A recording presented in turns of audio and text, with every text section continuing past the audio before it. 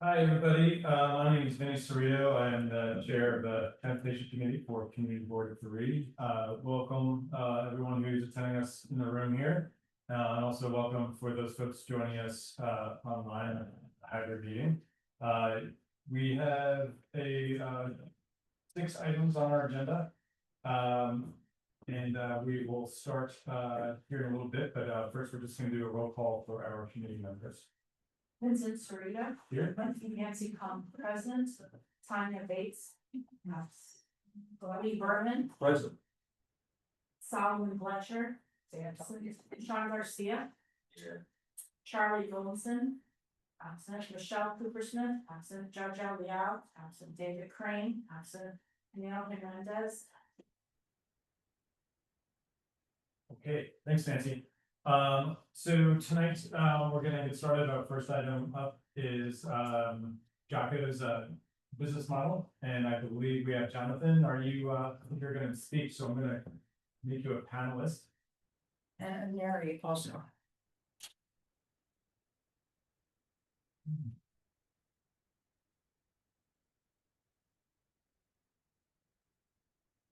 Are you able to do that? I can't make him a panelist.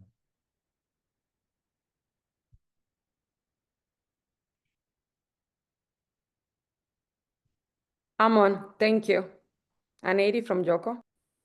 Excellent, thanks for joining us, and I think Jonathan, we're gonna make you one as well here shortly.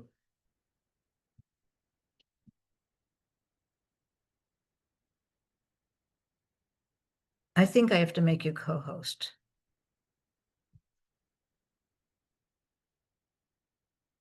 Okay, all right, looks like we have Jonathan, we have Henry. I appreciate you guys. Take it away. Thank you for your time. I had meant to join in person, but my co-founder's father passed away very recently, and so I've been doubling as he's also my best friend. So I've been doubling as work related, but also personal stuff. So, but anyway, thank you for hosting me on this virtual meeting and in-person meeting. So we're Joko. Wanted to kind of, the idea of this that I discussed with a few people on the team there is to basically introduce what we do and explain high level about the company. So our mission is to remove cars and trucks off the streets for last mile delivery and to improve the lives of delivery riders. So food, grocery, parcel, packages, pharmaceutical, liquor, cloud kitchens, apparel, pet food, marijuana. These things today, majority are being delivered across America in trucks and cars. And so, we believe that the future of last mile delivery, 50% of the cost of delivery is actually in the last mile. And so the only way that this will improve is, both from a cost perspective and also from a sustainability perspective of not having cars and trucks and pollution and congestion, is by moving to micro vehicles. So e-bikes, cargo bikes. And so we launched in 2021. And our business model is basically we provide what we call the world's first delivery rideshare, but we do it all from private locations. And so think of City Bike, but for delivery workers. But instead of being on the streets, it's all in private locations. So garages, retail spaces, commercial spaces, warehouses, etc. And so we're currently operating in Manhattan, Brooklyn, and Queens, and very soon we'll be in the Bronx as well. We also have a small amount of operations outside of the city and other cities, and we're expanding that. What we've actually done is we've really thought from the ground up about how we can help the rider. And so, riders have issues with storing, charging, maintaining bikes in their apartment. Over 35 people, have died in the last 5 years from lithium-ion battery fires. And hundreds were injured, millions of dollars of property damage. And so we've created technology and certifications where all of our vehicles are certified, all of our batteries are safe. We also have various FDNY approvals for our charging cabinets. And we work with a number of companies as well who kind of need help on that front. And so the last thing I'll say before I turn it over to Aneri very briefly is that we've done many things uh, without thinking about where's the money going to come from. We thought about it: is this what the rider needs? And so, for example, we're the first company to enable riders to really use tech in a big way. So locking and unlocking their vehicle on their phone. We've already piloted and are launching soon a technology where anytime a rider rides out onto the sidewalk, the bike will shut off, and so they'll basically be hindered from riding the bike on the sidewalk, and doing things that really scale for cities and for ourselves, for ourselves as community members, and so. And the last thing is, concierges. So we call them concierges. We basically have these rest hubs for delivery workers, where we enable delivery workers to take a break, charge their phone, use the restroom every day. When I visit one of our rest hubs, there are people praying and really using the space as as a place in need for them. And so, yeah, we're very proud to be constituents of Community Board 3, and we really care a lot about the delivery riders that we serve, the customers that the delivery riders are being served to, and ultimately just ensuring that micromobility can scale. Because if it scales the right way, it's best for everyone. And if it doesn't, that's also obviously we don't want that to happen. And you look at Europe today, we're light years behind. America's light years behind in terms of last mile distribution and the way things are done. So, Aneri, I'll turn it to you quickly for if you wanted to add anything. Yes, thank you, Johnny. So as Johnny said, we're here as community partners. We want to work not only with these community boards, but all the community boards where we have our hubs and where we have our riders. Like what we do is different from any other model. That's why we may be the only one presenting at our community boards, because we do believe in partnership and we do believe in addressing all the concerns that the community have. And if you see, also what Johnny didn't mention is right now, all our bikes are trackable.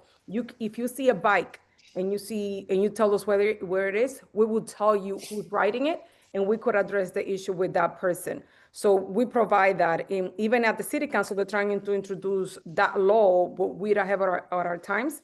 Johnny and Jonathan, both Johnny's Cohen, have created a wonderful model that should be applied all across the city and in other cities, not only New York. But again, we're community partners and we're here to answer any questions. Great, thank you. I appreciate you guys coming tonight. Just for folks who are online and folks who are in the room, if you want to speak to this agenda item or any agenda item, just if you can sign in up here. We have a sign-in sheet for speaker forms. And then for folks, if you want to speak to any agenda item, just put your hand up and then we can call on yourself to ask any questions. I wanted to just start off the conversation with us here on the committee is that, so we appreciate you coming in and giving us a little bit more information on the company. I want to say for 2 months ago, 3 months ago, could be longer, and it's irrelevant, it seems. But we had approved a loading zone on Allen Street for a property that you guys are renting on the ground floor there in the building, and the loading zone to allow that to occur. And I know there was some conversations that, DOT signage versus what this community board, what we recommended was like limited hours, but it's still only overnight hours, but DOT actually only had signs available for 24-hour loading.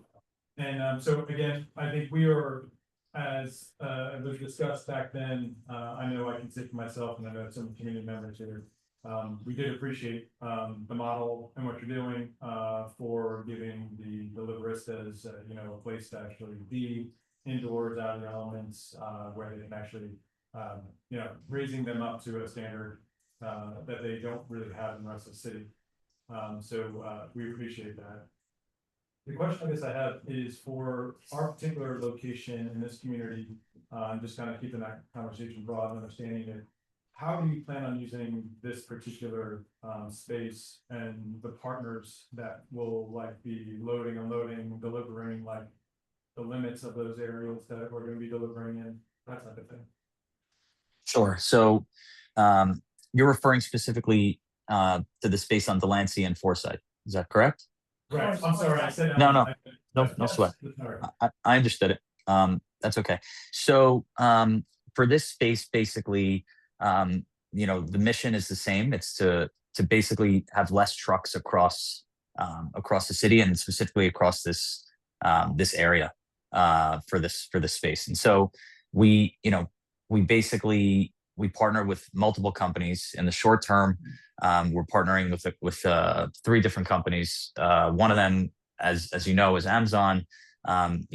They're they've had trucks across different streets, and basically the goal is to remove the trucks as much as possible and switch everything to bikes. And so the idea is that this space is we have FDNY approved charging cabinets. All of the batteries are UL certified. All the vehicles are safe. None of the vehicles go above 12 miles an hour. All of them are DOT approved. And so the idea is, you might order something to your home or office, and the biker, once or a few times a day, at set times, a truck comes, delivers a full truck, and then basically the last mile, quote unquote, is done, or the last few miles, as necessary, is done with the certified micro vehicle. And so within that space, there's also, again, an area for workers to take a break, charge their phone, use the restroom. But that's the idea.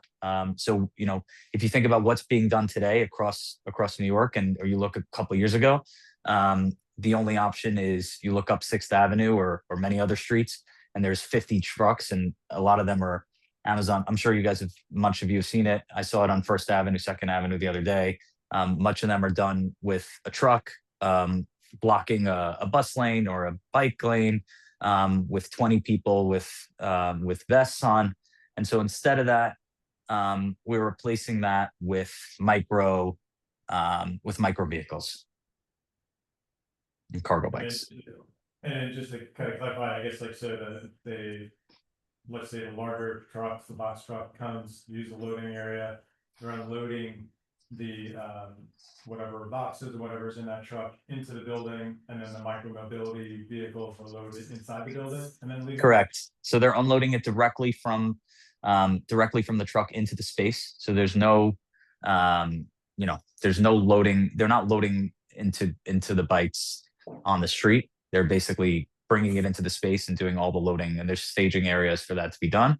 And then they're safely exited. There's also a garage there as well. So there's good entrances and exits. And then it's delivered directly to all employees are trained. Again, the vehicles, none of them go above 12 miles an hour. And all wear vests and have identification numbers. And so yeah, that's the model. And I have a few questions, but I want to open up to the community members, but just one more before I do that. So how many of these like similar, and I know I'm assuming some of them, they're not all exactly the same as this particular location, but how many in Community Board 3 do we have of this type of operation, and then like in Manhattan in general? So I'm not sure about outside of Joco, if that makes sense. No, sorry, just for Joco. Yeah. The answer is that for So in Community Board 3, we have a space on 12th Street between Avenue A and 1st Avenue. We are closing that space towards the end of the year. But you're saying specifically like this model? Or I'll just in general. It Yeah. might not be easy to answer, Yeah. like, kind of like, Sure. in general, I know this is kind of new, so, Yeah. But yeah. Sure. And so we're closing that space. We have a larger warehouse deeper in the East Village, on 9th Street between C and D. where we've been for almost 4.5 years. It was the first space, and so we'll be shifting that from 12th to 9th. And then with regards to warehouses and dedicated spaces, this is the only other, unless I don't think I'm missing anything. This is the only other space that we have in Community Board 3. All right, thanks. And You actually answered all my questions. You Oh. asked all my questions. Thank you. Hi, thanks for coming back to present. So at the beginning, you mentioned, if I understood correctly, that you said that you're like a city bike merchant, right? But for commercial entities. So are if I wanted to rent a Joko bicycle, am I able to do that? Do I have to be an employee? Are they all your employees? Are they independent contractors? Sure. Sure. As well as what rules and regulations, contracts are they required to sign, to abide by? Sure. Great questions. So I have to separate. So we have two verticals. One is basically when we work dedicated with companies. And so with what we referred to earlier on Delancey Street in Forsyth, that's all the employees in that location are W-2. And they're operated by basically delivery service partners. And so those, that's all W-2. With regards to the city bike question, as you asked, like, I mean, I call it a city bike for delivery workers. It's ironic in many ways, but for that model, the workers they're independent contractors. They can work for DoorDash, Grubhub, Uber, etc. Something we actually did with the DOT as our partner is we actually have we call it a DPV. It's a delivery partner verification. And so every delivery worker within a couple of days, basically right away has to give proof that they work for who they work for. And then with that, they actually have to fill out a DOT safety training program. They have to fill out a separate JOCO certified training program. And then in addition to that, we give free helmets and free vests to anyone that walks in the door, basically. And we do a lot of other giveaways. Today it happened to be we gave out free coffee and also we call them hand warmers, which are like kind of like larger gloves for when you're on a bike.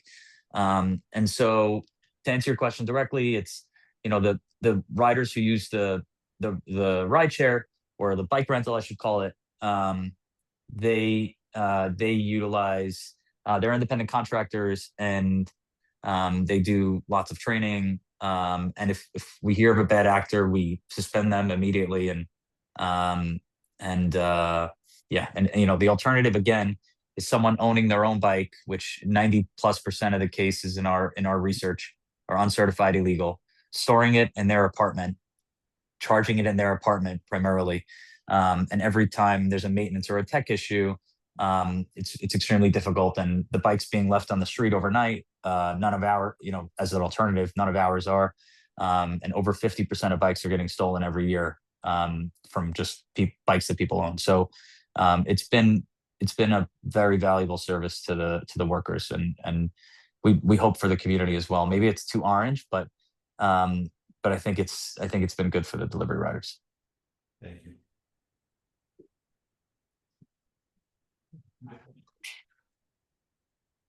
Thank you. At the, I think it was at the last community board meeting, there were residents and other community members here that had expressed some concerns about the site.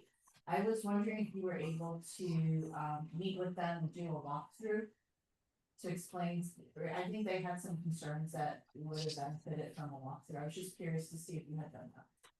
Yes, we met with them a few times, both in person. I met with them both in person and virtually.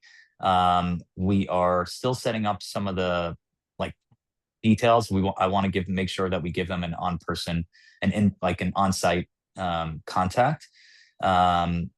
so I'm finalizing that. I need my co-founder for some of the details, and his father passed away. So I over communicated to them on all of that. So we've been very in touch, and we want to be a really good neighbor. That's the only way this scales, and so we're not hiding, and we'll ensure that everything gets done properly.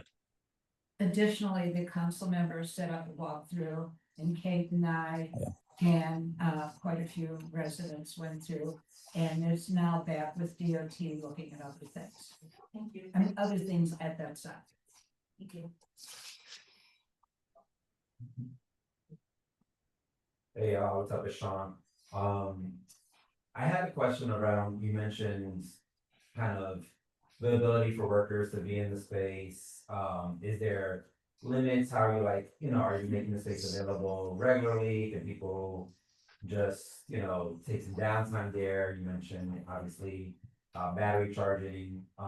What's the setup? Just can paint a picture for us as the public. I think the model makes a lot of sense, and I guess the question is how scalable is it? How much space will you need as you grow the operation? Sure. So are we talking specifically about this site, or just generally with, for example? This site to start, maybe you can Okay. paint for us of this site, and then that can give us a vision of what. Sure. So this site is only, other sites like the one I referenced on 12th Street are open to, to delivery riders more generally, and not necessarily just delivery riders from, from this location. This location specifically is only there's a whole, we call it break room area, where delivery workers can kind of take a break. There's a kind of water, coffee, and kind of a rest area and Wi-Fi. And so, for this site, it's really related directly to, it's only related to the people who work at this site. For other sites like the one we're moving deeper in the East Village, it's really open to riders who are riding in the area, I would call it. And so, yeah, I don't know if that makes sense, but A hub to go a hub, pray, yeah, a hub to go pray, use the bathroom, rest. yeah. Mhm. And then Some of them have, sometimes some of them even have another job and they do it from there. That's great. And then the other question on how the battery charging and storage is looking on your site. Yeah, of course. So we actually built, in this specific site, we built 4 entirely dedicated rooms to battery charging. You can imagine, we go to really deep lengths to make sure that we're at the forefront of safe charging. And so each one of these rooms only has one charging cabinet in them. You can imagine, I mean, everyone knows how expensive a studio apartment is in New York City. So we have 4 of those, just for one cabinet each. And so I don't know how else we can help, but we have our own proprietary patented FDNY, the highest level of FDNY approvals charging cabinets. The batteries are also UL certified and safe. In 4.5 years, we've never had any safety concerns at all. And I think we've been at the forefront of the safety side as well. And our bikes are also UL certified. Correct.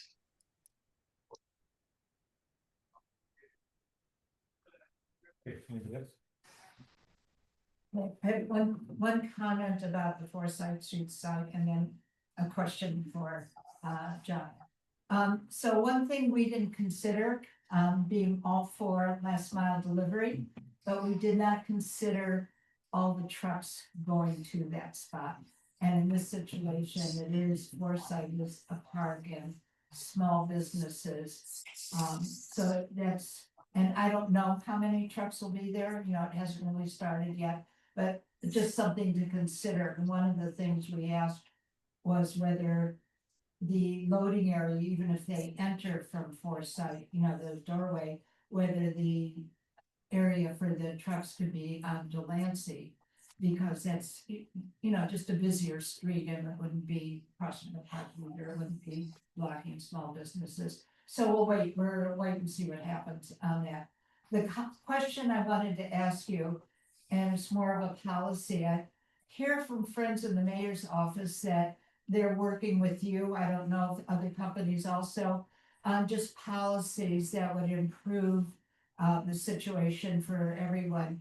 Are you able to talk anything about what you're looking at partnering with the city, what, you know, might be happening? Yeah. So you're talking about more generally, is that? Yeah, Is that- yeah, just very general, nothing to do with the sites and cities. Yeah. So firstly, you know, there's been, this business or this kind of environment around micromobility has really shifted over the last 4.5 years. And you know, I have a 2-year-old. You know, we really don't want people riding the wrong way down the block, not being able to walk across the street. And so we've worked with the city a lot on safety. And we've hopefully been at the forefront of the safety side, and you know, the sidewalk technology that we've built, where any rider that rides onto the sidewalk, their bike will shut off, as an example. We've also been pushing this model where, you know, 90% plus of the bikes you see on the street today are uncertified and unsafe. And so the city council passed a bill that the any uncertified bikes will be able, in 2026, will be able to be traded in, basically, and replaced for a safe bike, or replaced for you know, a subscription for a safe bike. And so we've been working diligently, and actually a Neri, who worked in government for, I don't know how long. She's 20 plus years. 25 years. Okay. I feel like you're my age. So um so basically, you know, she has a lot of experience in that as well. And so we're really trying to think at the high level, and we've also met with the mayor's office about speed limits and other concerns. And so we're really trying to ensure that that our cities are safe and easy to transport, and that, you know, e-bikes and micromobility are not shunned, but are actually promoted. And so we're doing our best to be open with them about the way things work and the way we see things. Thank you. It sounds like there's no work being done at all on accommodating all these bikes, which is an issue. That's not you, that's the city has to do that. I have one question. Yeah. I'm not sure if you guys asked already. How long is the loading time? Like, how long does it take? How long would the trucks, that whole thing take? It's between, I have to double check. I think it's between 10 and 15 minutes. Maybe between 10 and 20. It's not too long. Okay. Thank you. Thank you. And just a follow up to that too, right? I guess with the trucks coming in, and maybe, I don't know, Kay, this might be a question for you too as well, is like, what is the idling like that? How long can a truck actually idle when they're unloading and loading? Is it even permitted in the city? So typically, you're not allowed to idle for more than 3 minutes. There may be some exceptions for commercial vehicles depending on their delivering. I'm not right off the top of refrigerated trucks, for example, are allowed to stay on because they're carrying food. But yeah, it's typically 3 minutes. Okay. And so I guess I'll put that out to you, Joko, for and Jonathan and Mary, is that, you know, if there's, I guess you'll have your own staff members staffing this, they will be there that day, like, just to kind of ensure that following other city laws and guidelines, just on like the actual truck, the box truck coming in. Yes, our employees are on site. They will and are always on site, and ensuring. Yeah, I mean, this is truck loading only. So it's not truck parking. It's not like someone can park their truck and go have lunch for 30 minutes or an hour. Like it needs to be, you get there, you unload or load, and you exit. So that's how we envision it. That's how we view it. Great. Yeah, no, and at the end of the day, is like, I think we all here want you to be successful because we know this is probably gonna be more and more locations throughout, Community Board 3 as well as part of the city having this, and so we are here to, we're gonna be listening to the community, of our folks and what they're seeing, what they're hearing, and then we obviously want to work with you just to kind of improve your operations. And I know Susan is kind of committed to doing that here in the office. And we're committed, obviously, the community to just kind of get, information out to the public, and help you do that. Daniel, thank you for being patient. I see your hand is up. I can promote Susan, so if you could. And I want to add that we're very accessible. If after we open, if you have any concerns, Susan can easily reach us, or any of you. Thank you for that. All right, I'll just allow him to talk, okay? Okay, he can talk. Daniel, you can speak. You're on mute. Hi, yeah, thank you. I'm Daniel Pano. I'm on the community board, not on this committee. And I live around the corner from the location on Rivington Street. And I applaud your efforts to put this transfer from trucks into a private space. I'm a little skeptical of the economics of it because, like, the location was the last place in the neighborhood that you could buy affordable cookware. But that's not my question. About how many trucks will you be taking, like Amazon trucks, will this location on Delancey and Forsyth take off the streets that are like illegally parking? And then the other question is, will you be using those four-wheel like Amazon style trucks, because they have been a problem blocking bike lanes and doing the same thing as the bigger trucks? Thanks.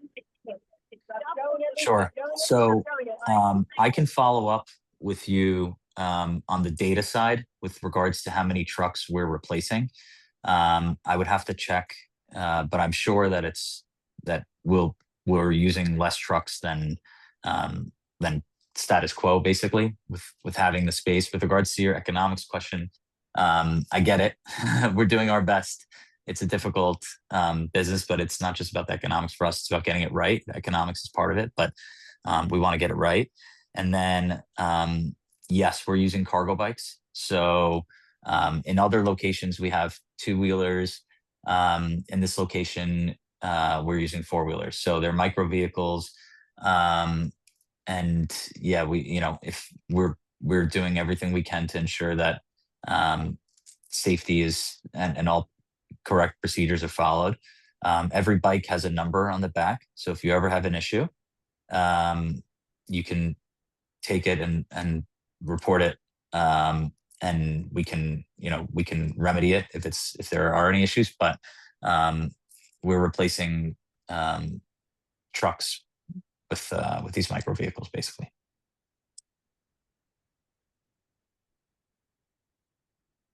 Okay. Sorry, you would have to give a sign-in sheet. I signed it. Oh, Mike. Oh, sorry, was that a separate sign? It's not in here. Yeah, that one, we can, Yeah, I had a question to ask, if that's. Okay, afterward you fill out. sure, we'll just have you fill it out. Okay. Yeah, that's perfect. Thank you so much for presenting, guys. My name is Farhan David. I live in Alphabet City for the past 4 years. I'm very familiar with the site on 12th Street. I walk by every single day. I know you had mentioned that at your sites, and I guess this question isn't in relation to the new site, but to the existing site on 12th Street. You had mentioned that there are rest areas for a lot of the delivery drivers. My question is, do you commit to a certain amount of rest area based on the amount of drivers that you provide bikes to? And the reason I ask is because I don't know if anyone's walked in that area at all.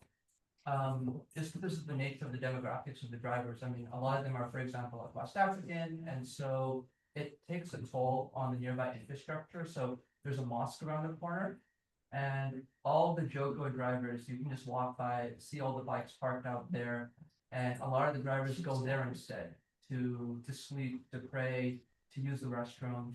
And so my question is, do you commit to a certain amount of rest area at your sites for the amount of bikes that you're actually giving these trucks? So I'll say this, because I don't know if that's actually a question for Joko to kind of answer for them, but I know. Yeah, this community boards, we're very much aware of that and really give a lot of effort to Susan in the office of really. And there's very few joke clubs there, they're mostly not joke. Yeah, that is, yeah, there's a lot of effort being associated with that. Thank you for your comment. Anybody else on this one? Okay, Jonathan and Mary, thanks for coming. Jonathan's condolences to you and your co-founder. I appreciate you making the time coming here tonight. Really appreciate it. Thank you. Thank you. Thank you. Thank you very much. Okay, so we're just gonna switch up just a few little things here, just the hotel loading zone, because I know we have somebody here, and this should be pretty quick. If you are able to just come on up and just present just what you guys are asking for. Oh, whatever you're comfortable, sitting is fine. Yeah. Speaking of. Yeah, just you can mic. No, I appreciate you coming, no worries. Business. Speak up into the mic. Is that okay, like that? Is it on? Yeah, it's on. Okay. Yeah, cause, for the business in, before, the bus lane didn't create it. And, we have a hydrant right in front of, front door. So a lot of time we're using the hydrant, right, to, outlaw, the Long Beach. With a lot of street behind. And now on both sides, the Madison side and, the Pike side, they both, bus lane. They all became kind of driving. So very difficult and unsafety when guests, arrive and they have to, small luggage will be okay. And a lot of time, it's a, we can afford luggage. And, but it's just at least like 3 or 5 minutes, right? At least, for them to get up and down the taxi. In full pack of backing out the classes, so traffic and also unsafety too. And I was trying to, because I look around the street nearby the neighborhood, there is a loading zone. I'm thinking about it, because I didn't even thinking about for delivery. It's a problem too, but we normally do it early in the morning for our deliveries. But the thing is, for arrival gas, this is a safety issue. And also, and we think it will be much better if we can have a 1 or 2 spots just right in front of our front door. So that way, your guests, arrival or departure, the taxi will make the music behind is much safe. And also, just the bus lane, they take it both sides. And that, we didn't even know. But the thing is, that creates a problem in our business. Okay. Thanks for coming in. And I appreciate it. And the bus lane, the DOT did present that to the community board, bus lane on Allen Street. So, yeah, and something that we're supporting obviously for buses to get them moving quickly, but this is a good thing that you're coming to us asking for the load zone, because it does stop the double parking and actually blocking the bus lane, which is what we really want the buses to move freely. So I think that this is great. One just. Yeah, no, I think you did great. I appreciate you coming. You did great. And so I know, just to give a little background to the committee, we have a draft resolution for this in support of it. And just one thing to note is that typically this applicant, I believe you went to DOT back in 21 asking for this, but DOT didn't approve because it wasn't, they didn't have hotel rooms over 100 units. But in conversations recently, DOT is amenable if the community board writes send a letter of resolution in support of it. I think here, it obviously makes a lot of sense, just knowing the location, knowing that, you have two frontages, one frontage on Madison Street has a fire hydrant literally right in front of your hotel entrance. And you do have another hotel entrance on the Pike Street. So this does make some sense. It's just both sides, they all became one way driveway and other way is a bus lane, so nothing for us. Yeah, no, I think that, this makes some sense for, just loading and unloading, yeah. I don't know if everyone on the committee, if they had a chance to review, the resolution.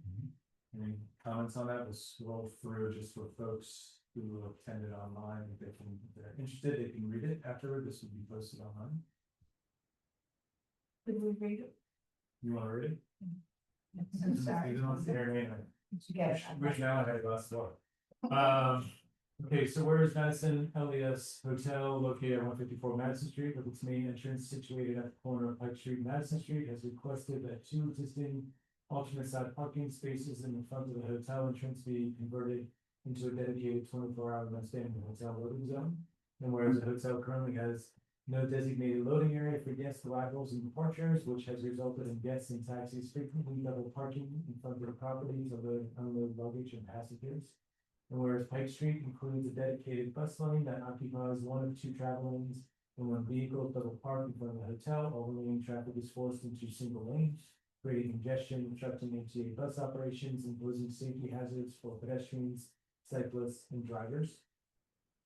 And whereas the New York City Department of Transportation previously denied 2021 request for the hotel loading zone because it did not meet the minimum number of 100 rooms for automatic eligibility, but DOT has indicated that it's willing to reconsider such requests if supported by a community board resolution. And whereas the hotel's management has expressed it's committed to being a responsible neighbor and to work with CD3 and DOT to address ongoing safety, congestion, and traffic flow concerns related to guest loading activities. And whereas creating a dedicated loading zone would enhance pedestrian and traffic safety by eliminating the need for double parking in the travel lane. Right.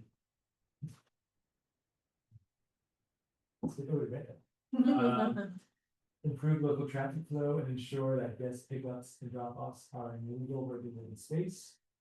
And whereas there's a fire hydrant located in front of the hotel entrance on Madison Street and no standing signs along Madison Street between Pike and Market Streets. And the proposed location for the loading zone would be situated on the Pike Street at the corner of Madison Street closest to the Pike Street hotel entrance. Now, therefore, be resolved that supports the Madison LES Hotel request to establish a 24-hour standing hotel loading zone consisting of two parking spaces located on Pike Street, facing 154 Madison Street. Any questions? Don't believe we have any hands up online. Don't believe we have any speaker forms for this item. We're ready to take a vote. All in favor? On favor. Yes, we got 1, 2, 3, 4, 5. 6. Oh, Oh. you made it. Come on in. Yeah. So. No, you need. We insist. So don't take a while. It's about. Alright.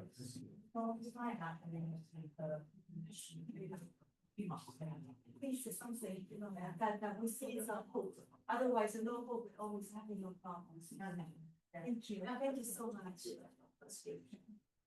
You can leave if you. Thanks for coming in. You did great. For your first time. Thank you. Yeah, no, thank you. Thank you for coming. Second. Back to you. I don't know. All right. If you want to, you can leave. Oh, Yeah, no reason to say. All right, our next presentation and one of the latter areas, open plans, low traffic neighborhood presentation. And I think we have Emily Yes. here in the building, right? Yeah. And do we need to bring up I'm gonna bring up your presentation. That's what I'm wondering. Hold on one second. Sit down. Maybe it's okay, I'll sit on.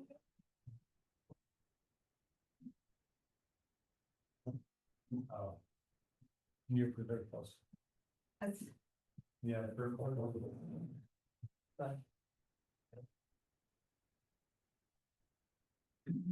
Okay, Uh,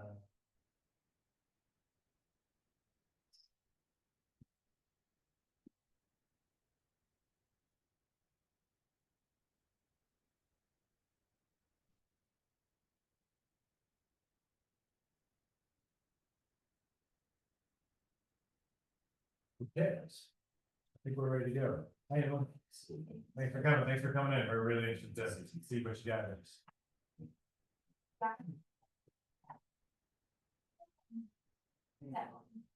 Our nonprofit here in the city at Sanitation Street, for more public spaces.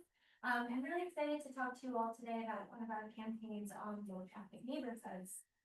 And you know what that would kind of look like here in the neighborhood street. So I'm gonna start with this question, which is how many cars at the top of the road do you think are in your neighborhood? And then, which is also the next slide, kind of, it's less than you think. Next slide, please. Why is that? So our neighborhood streets have unfortunately become highways. So grid layout that we have here in most of the cities, a lot of commuters choose to kind of cut through residential streets instead of staying on the FDR or even West Side Highway. They're choosing to cut through to save a couple of minutes because Google Maps or Waze or apps similar to those are suggesting those as alternative routes. But this results in a lot of cut through traffic that we see often in our neighborhoods, mostly from drivers that do not live in the neighborhood, are not stopping to see any family members, and are not, shopping at any of the local businesses. Next slide, please.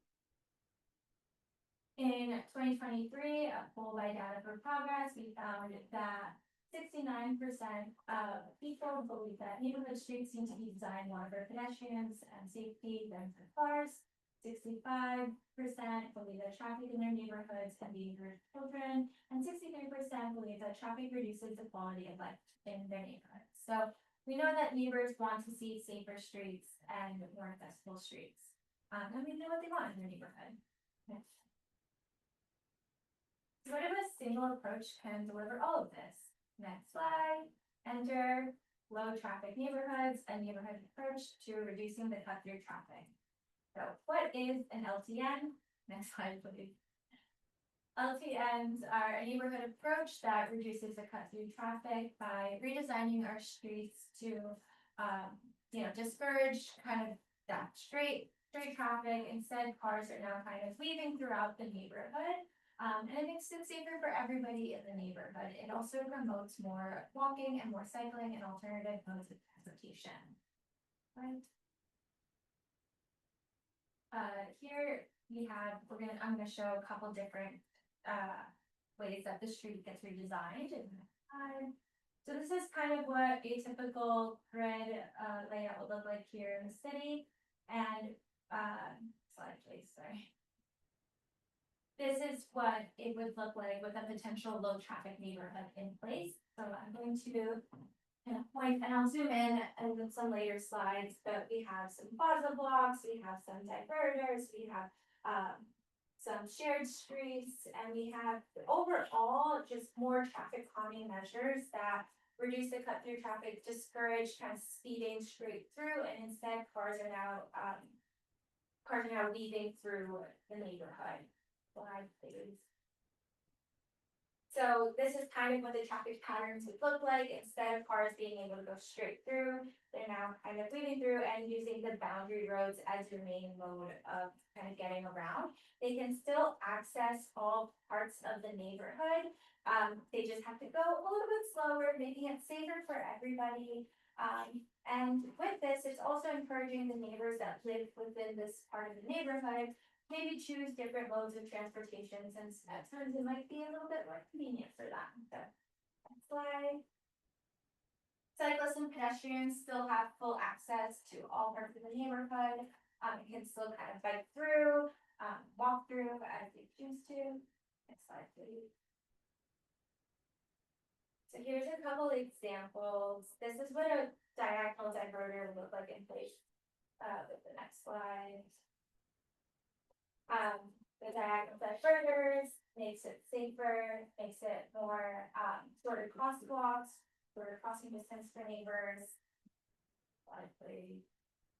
Plaza blocks near key destinations. So we have the school streets program, and some schools even have some plaza blocks nearby. So with with a plaza block in place, and that makes it much safer for students to get to and from school. Makes it there's more opportunities for outdoor learning, and in some places it might even connect them to even more spaces such as a park or additional green spaces throughout. And then we also could have some shared space streets. So here, cars are still able to get through. They're just, encouraged to go slower. There are more opportunities for greenery in the street, and cyclists can also share the road with vehicles here. They it makes it much safer, and you don't need to have that additional infrastructure because overall the street is much calmer. So this neighborhood approach is becoming really popular worldwide. You've seen it in the UK, in Germany, in Colombia, in Spain. They all have different kind of models, but it's all traffic calming and encourages lower traffic throughout the neighborhood. A couple benefits for the neighborhood. As you're driving is redirected, traffic volume goes down significantly, and also the traffic on the boundary roads also go down because people in the neighborhood are choosing to drive less, maybe choosing to, walk their kids to school or walk to the local pharmacy. They make our streets safer, they reduce crime, they slow down cars, and with more people on the street, there's more eyes on the street, so that's where that reduces crime. Next slide, please. And then air quality is improved because less cars, less air pollution, and it also boosts active travel. So again, people are choosing just different modes of transportation. This. Couple benefits for the city. LTNs are self-enforcing, so kind of unlike some of our open streets that we have where there's barricades and we need volunteers to be there. These are kind of so these you really don't need to have somebody on site at all times just because of the way the street is designed. It encourages cars to drive slower and it's safer. Next. More of the space goes back to the community, so there's more opportunities for street seating, plaza blocks, spaces for communities and neighbors to gather, and even playgrounds. With lower traffic volumes and speeds, we don't need to have that. We don't always need that additional bike infrastructure. Cyclists and cars can kind of share the road and still be safe. And this one of my personal favorites. They're relatively inexpensive to implement because a lot of it is kind of, things that the DOT already has in their toolkit. So paint, let's post, planters, grant blocks, etc. Very inexpensive and could be done as soon as tomorrow because DOT is already kind of doing this. Next slide. What LTNs are not, they're not pedestrian innovation. So unlike our open streets, they are self-enforcing. And again, cars are still able to pass through as needed. They do not require removing parking. So some models, you might lose a few spots here and there. But for bare bones, low traffic neighborhood, they do not require removing any parking, and cars are still able to drive right up to their homes, or people are still able to drive right up to their homes if they need to. They do not prohibit vehicle access, so emergency vehicles, delivery trucks, etc. They're still able to get through. Emergency vehicles are still able to completely get through, and then personal vehicles might just have to weave around a little bit more. And then they do not reduce, again, the emergency vehicle response times. In some places, we've seen that it actually helps because there are less cars on the road overall, so they're able to get to where they need to, faster. What about New York City? As I mentioned in the next slide, please. As I mentioned, we already have seen a lot of these elements throughout the city with our open streets. We have bike boulevards, slow streets. We even have, next slides,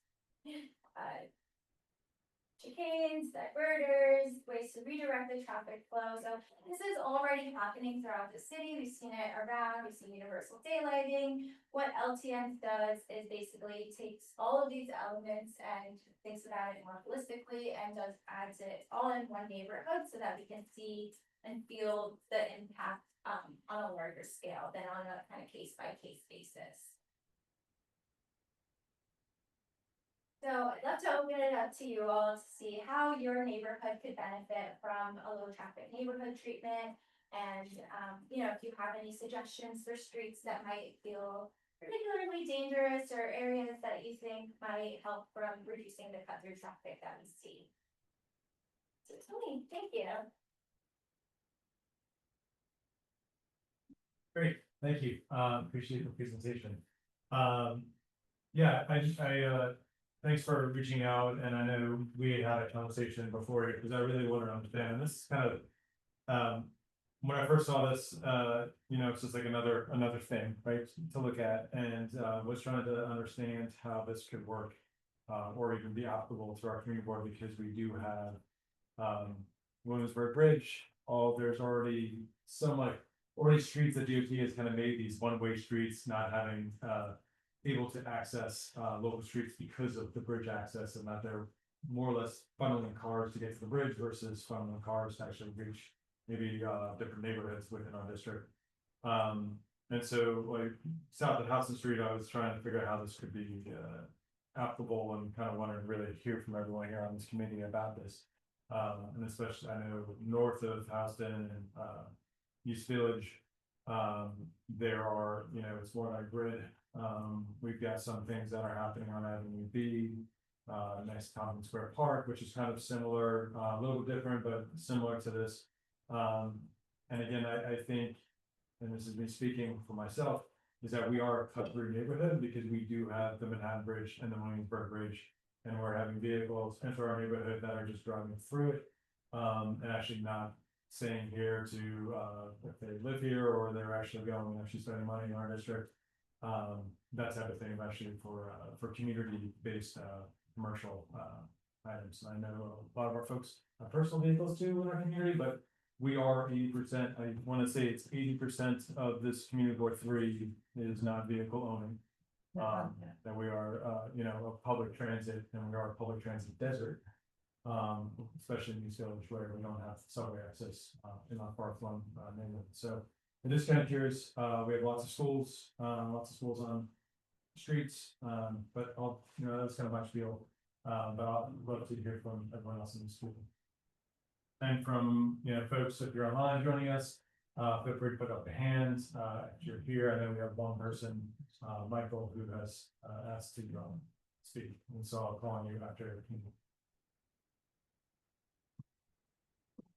I'm sorry, I wasn't here initially when you had that discussion, so I'm sort of interested in, because you compared your presentation to what the DOT currently has in place. What makes your presentation any different? What does it add in terms of additional benefits? If you can just answer that, because I'm not clear on it. Yeah, absolutely. So currently we see that DOT will sometimes go to an intersection, maybe after an accident has happened and they will maybe daylight it, or maybe they'll add a bike boulevard. I live in Astoria, Queens, and our neighboring neighborhood, Sunnyside, they have a bike boulevard in place. And it's, the wonders for the community. We also have the Open Streets program and 34th Avenue in Jackson Heights. They have had a number of street calming designs put in place, and there's a lot of schools along that corridor as well, so it's really helped improve safety in the neighborhood. So we've seen DOT kind of do this in little pockets, maybe it's one avenue, or maybe it's, you know, a couple intersections here and there. But what a low traffic neighborhood does is it takes all of these elements that DOT has in their toolkit and it adds it in one neighborhood. So instead of just seeing a little bit of daylighting here and maybe a bike boulevard down there, it's all throughout the neighborhood. Because I'm more concerned about emissions. It's as if you're redirecting emissions from one location to another. So the impact as far as, I guess, green gases, is there? So, I'm sorry, I'm not that big on environmental, but in terms of the gases, is it actually minimizing it? Or is it isolating in certain areas and opposed to eliminating it across, at least among CB3? Yeah, great question. So the goal of an LTN is to encourage alternative modes of transportation. So where somebody might have normally chosen to, you know, drive to their pharmacy or drive to drop off their kids at school, they're choosing to just not drive altogether and instead of walking. So that's reducing the emissions there. And then maybe some cars that might not even, you know, live in the neighborhood or might not even, you know, be dropping anyone off. They might choose to stay on maybe the SDR or the larger boundary roads instead of cutting through, reducing emissions within those residential areas. And then for those potential boundary roads that, you know, we could have in the neighborhood, overall, our goal is to just discourage driving in those areas. So really encourage more, you know, modes of transportation, which will hopefully then reduce those emissions on those boundary roads as well.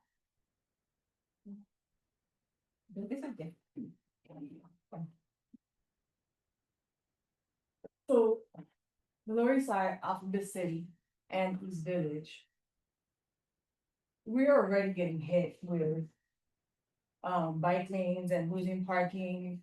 And like we've already said, DOT has been working on multiple closing street projects. We are a residential area. You have to cut straight through to get to FDR Drive, to get to certain things. And people already have to go to the FDR Drive because of congestion pricing. So like she says, everything's continuing to be directed back into the main strip where, you know, we're already being affected. How are people supposed to get directly home?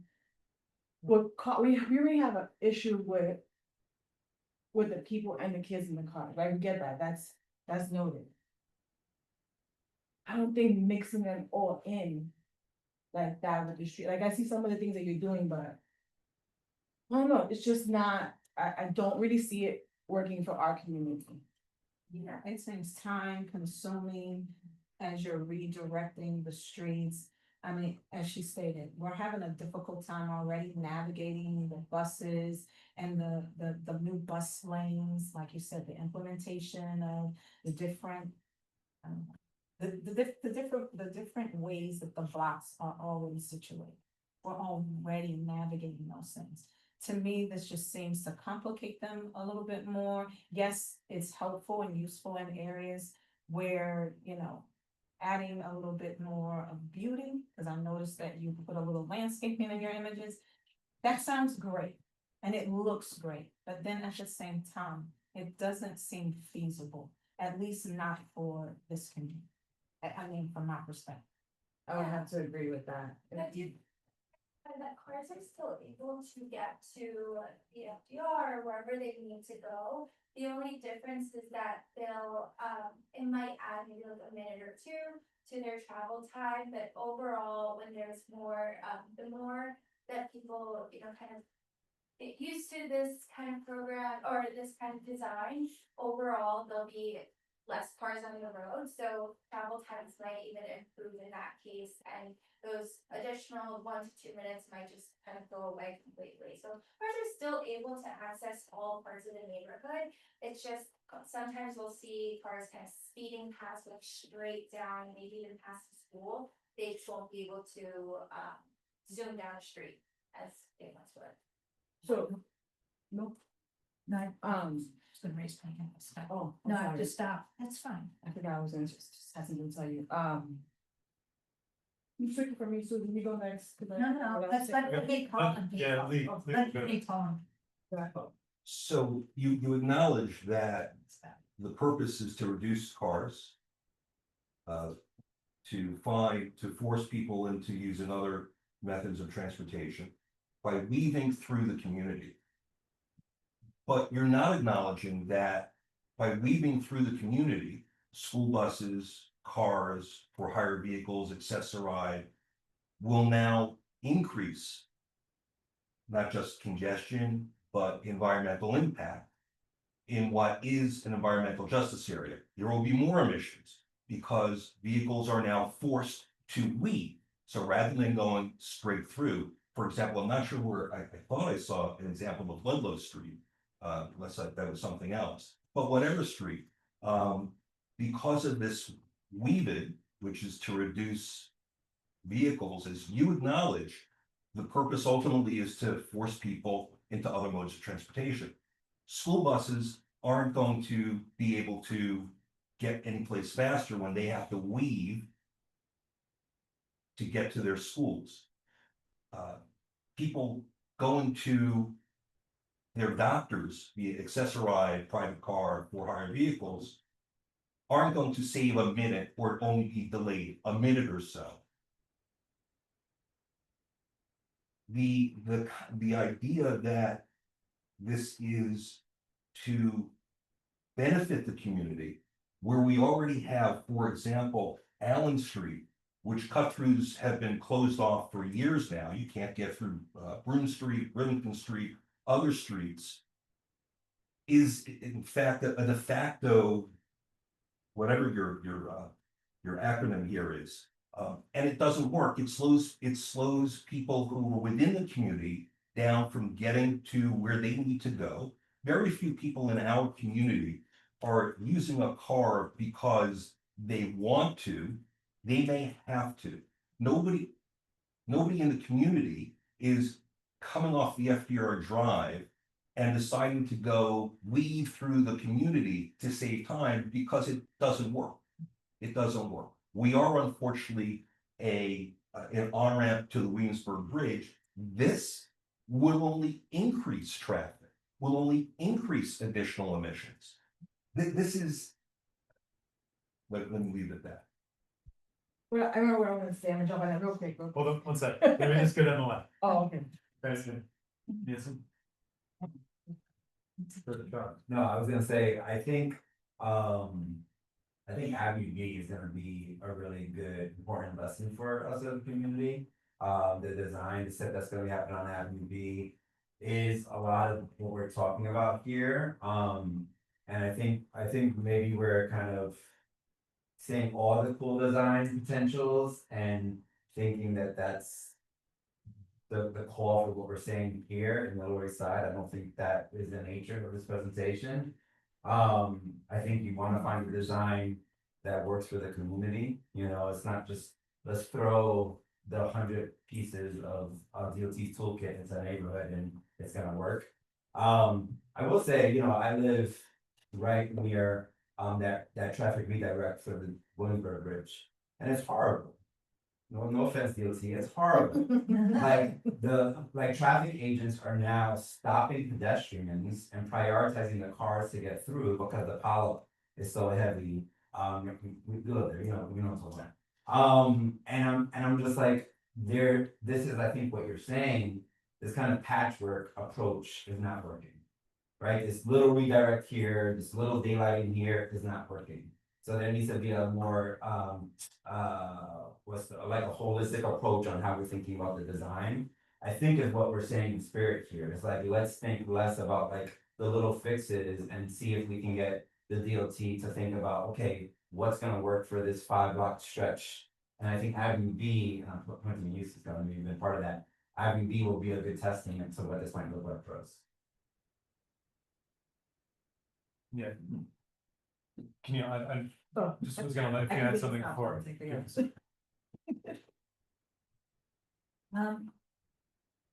So I think we can agree the problem is too many cars.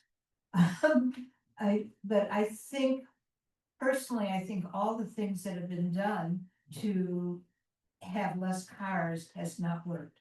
I think even congestion pricing, as far as I can see, even the fact that the city says they're making so much money on congestion pricing shows that it's not working because they still have the cars. I think there should be, as Lee said, people take cars because there's not another way, what we need is better public transportation. Some of it's easy. I mean, it's money. It's easy, but it's money. Avenue A, Avenue D, more buses. People don't want to wait 20 minutes for a bus. So I think that's one tool that's not being looked at is improving public transportation. I think we have issues in our community, like the Williamsburg Bridge. Unless you build another bridge, you're not getting rid of that problem. And we keep moving it around, but we're not getting rid of the problem. We're looking at the Avenue A, Avenue B, just that area.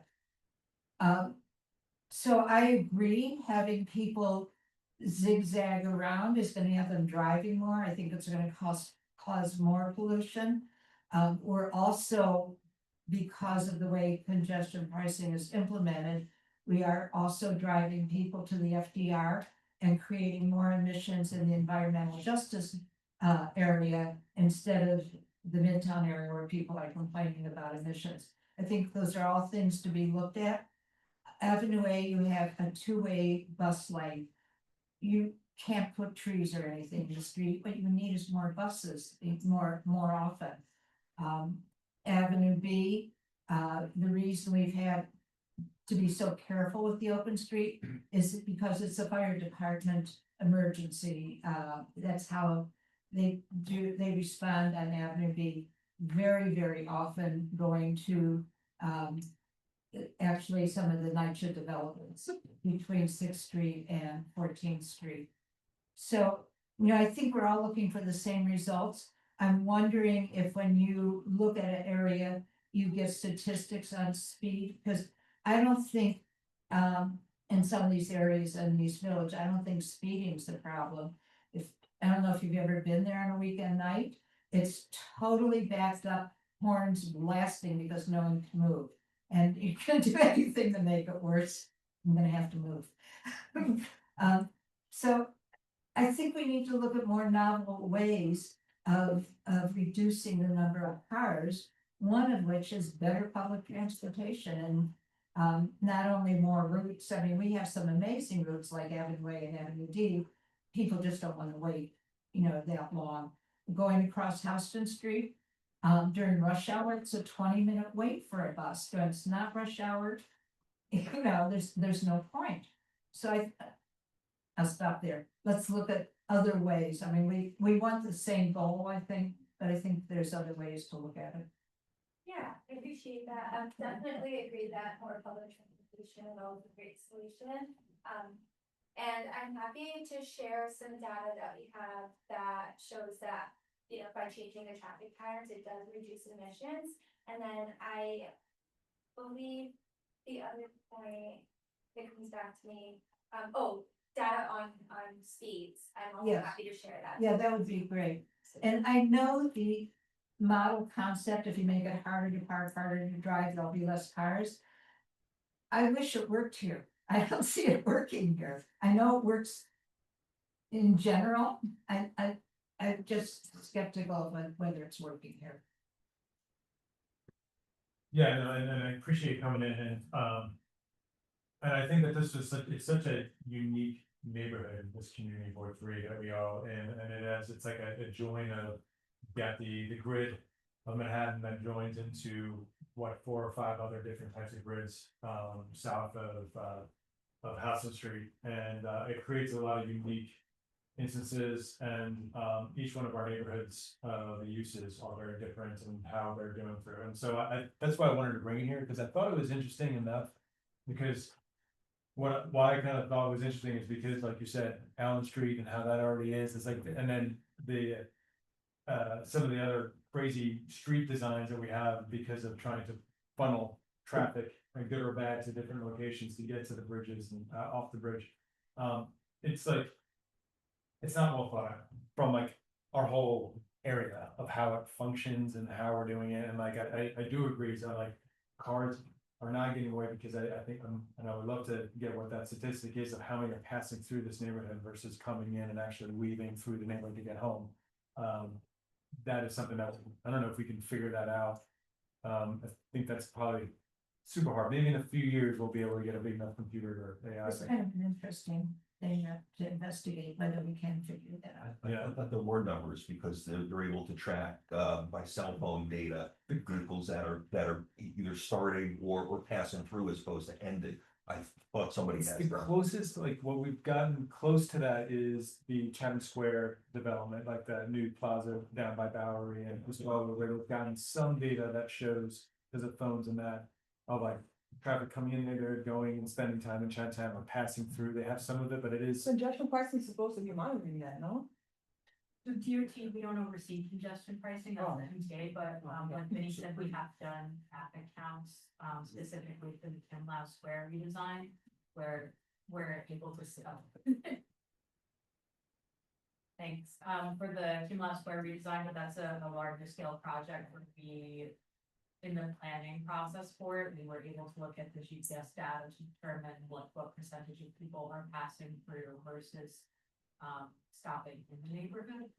I'm not sure if we do that universally for all our projects, but that's something I can bring back to see if we have more information on that. I think that would be a great thing if you're able to find out what it takes to access that data. What the requirements are, if you're just able to request that data for blocks or geographical areas, because it exists, whether it's from the state, MTA, or another department of DOT, it has to be, it exists. That'd be very helpful. Yeah, because I think it becomes into, if you're having that data, understanding where people are going, you can kind of like design for people who need to get to where they're going that live here. And then try to, funnel the people that don't live here. I think our Either- congestion comes from what we've been saying, every way towards a bridge from Avenue A all the way. It's all because it's trying to go to the bridge and it's all the way back to Third Street. That's crazy. So it is those main things that, the tunnels, those are where the chunks, but inside our community, but then we don't have like massive traffic of that, but everywhere else is where you have that buildup that New York sees like major traffic. Well, again, We have questions here. oh, yes, sorry, thank you. Michael, hey, Michael, how you doing? Yeah, you don't have to say it.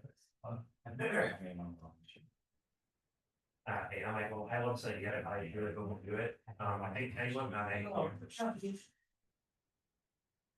trouble understanding how this reduces congestion, I have an example for you. So I live on Kansas Street, which is the first right turn off the Williamsburg Bridge. It's not a truck route, but Google Maps makes you go on it if you are trying to get to the FDR. Truck route, like routing isn't enforced at all, so every day there's hundreds of heavy commercial vehicles on my street cutting through to get to the FDR. As a result, if anyone's double parked, which happens all the time, because for some reason there's a whole lane parking, Flint Street is one parking lane, one travel lane, and then a really narrow bike lane. If anyone's parking, then all these parking vehicles have to, if anyone's double parked, they have to, like, there isn't enough room in the bike lane for them to go around double park cars, they go on the sidewalk, so it's just a massive safety hazard all day long. The way this solves the problem is that it would reroute. So the other thing is that house has a short light. And since Clinton is a single lane street with no turn bay, so if you're turning left, turning right, you have to wait for pedestrians to cross house in. So it often happens that trucks will be on my block for 2 or 3 light cycles, because it takes so long for the streets to clear. If they were to go on S6 instead, or on Bowery instead, it's a detour, right? To get all the way, like, if they're trying to get to the FDR, if they were to use S6 or the Bowery or First Ave or whatever it is a detour. It's more distance. But those streets have multiple lanes, they have turn bays. It routes the traffic off of the local streets, which aren't designed for cut-through traffic. So, like, in principle, like cut through driving isn't gonna weave through a bunch of tiny streets. It'll the way this is supposed to work is that it's gonna route cut through traffic to the boundary roads that have the capacity to support that volume of traffic going through, right? Like, yeah, I saw you nodding that like the residential streets shouldn't be supporting heavy construction vehicle volumes on volume levels of traffic all day long. So the trucks have to get to where they're going, but we should put them on the right streets to get them to their destinations. That's what the approach here is supposed to solve, right? I do want the, having truck traffic on Clinton Street, like, is that even allowed? Like, is that a? No, it's not a truck Yeah, route. it's not a truck route, right? It's not a truck route. You can't solve the problem with enforcement. It's impossible to enforce. You cannot have a police officer that's checking every single truck's origin and destination on that street. The only way to solve the problem is to make it infeasible or impractical. Like a truck driver is not gonna make 8 turns to get through if we put diverters through that neighborhood, right? No one's gonna make 8 turns to get to that PR. They'll just go onto Essex or whatever you designate as the boundary road. So that's If I could respond to that. One of the problems is enforcement, because there's total, like you're talking about the double parking and everything else, there's total lack of enforcement. But for instance, bus stops are now parking and loading zones. The other thing is Bowery is already so over congested, you can't put one more vehicle there. That's probably why they're going on the other streets, because if they go on the Bowery, they're going to sit. And we do have trucks going all over, and they're only allowed to go if they're like doing a local drop off or delivery there. But how do you know? And there's no way to know.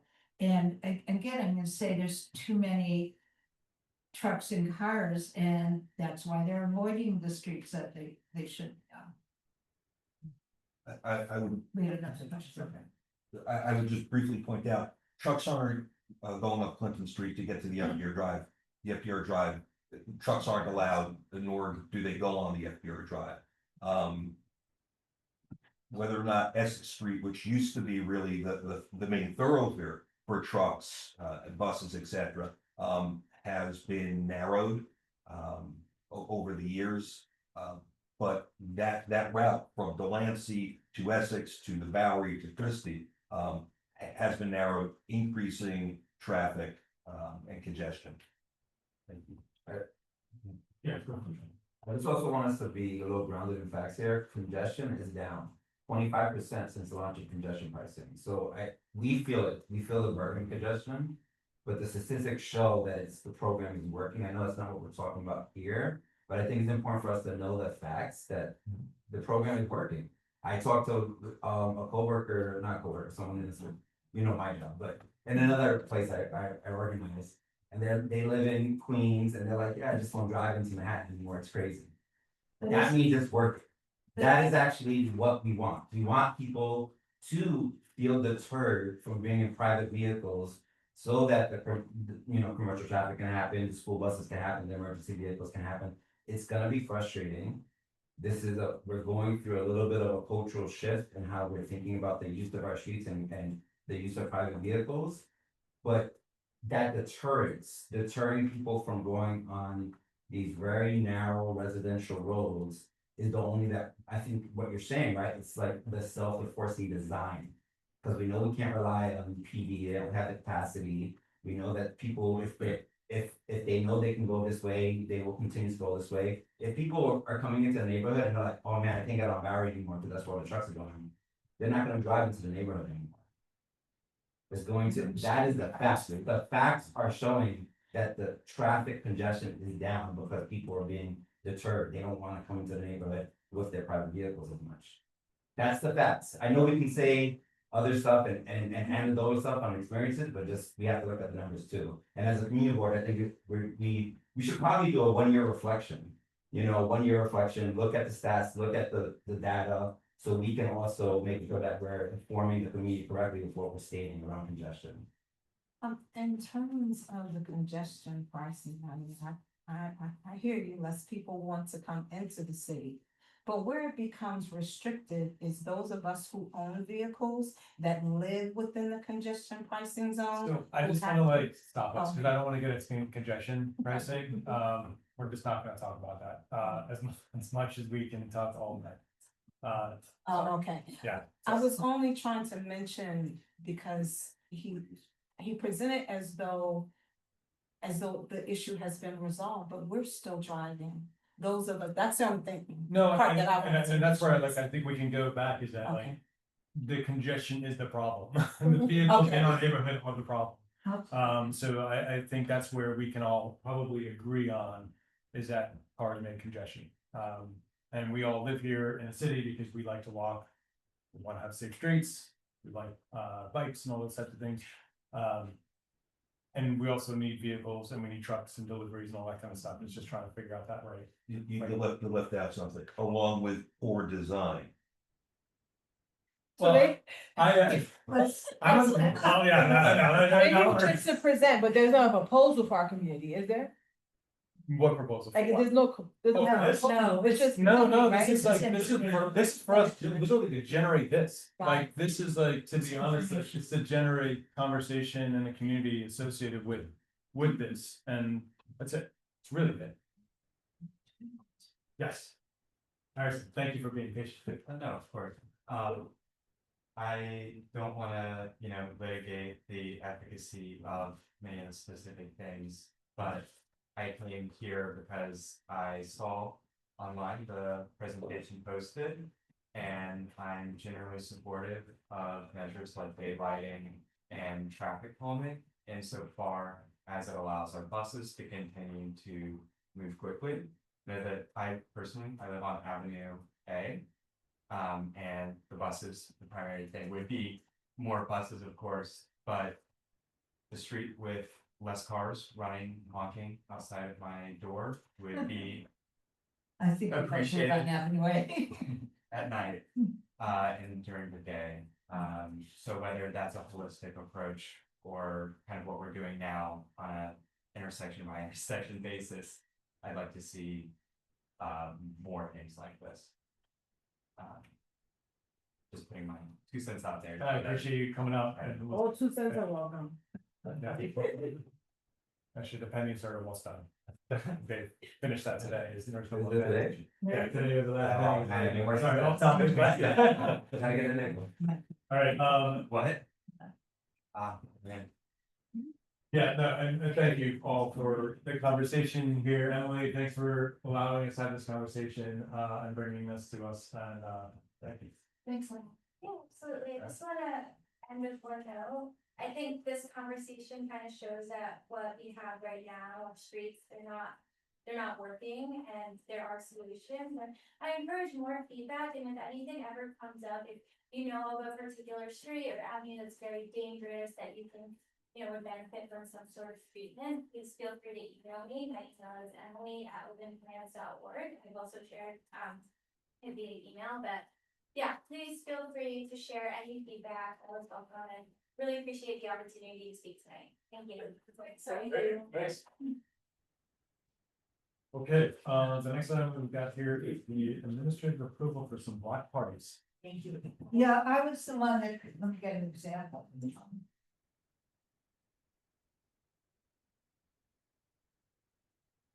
Sorry, and for folks online, the next item is administrative approval for some block parties.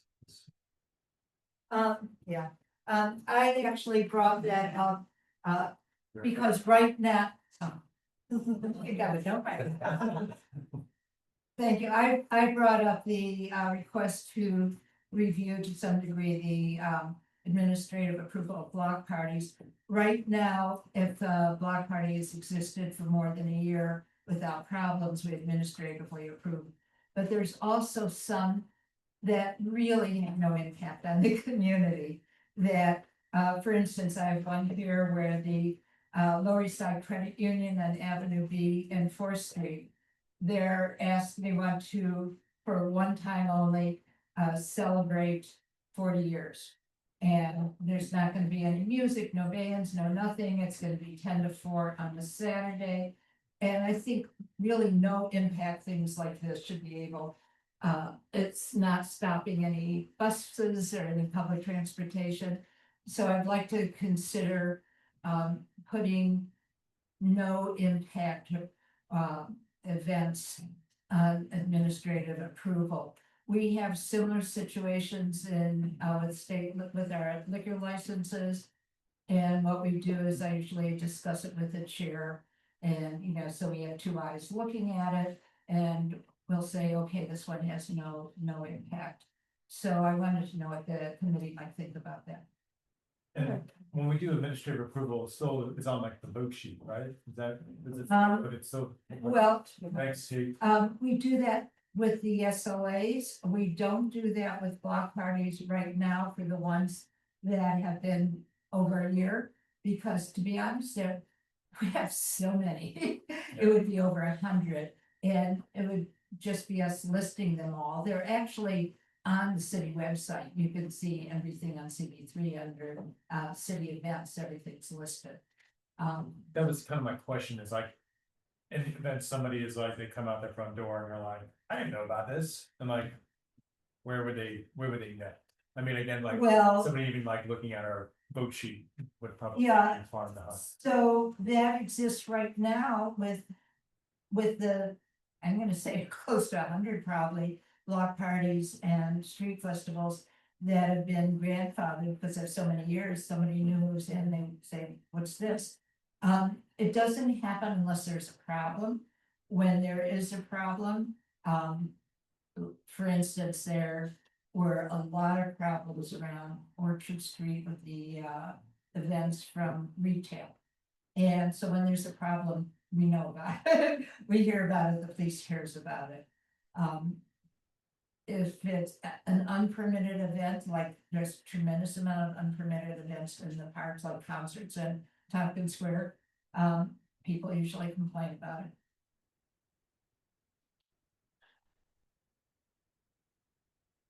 Yeah, So you're suggesting, that's clarification, so you're suggesting that these are administratively approved, not coming before the subcommittee, they'd still be on the vote sheet.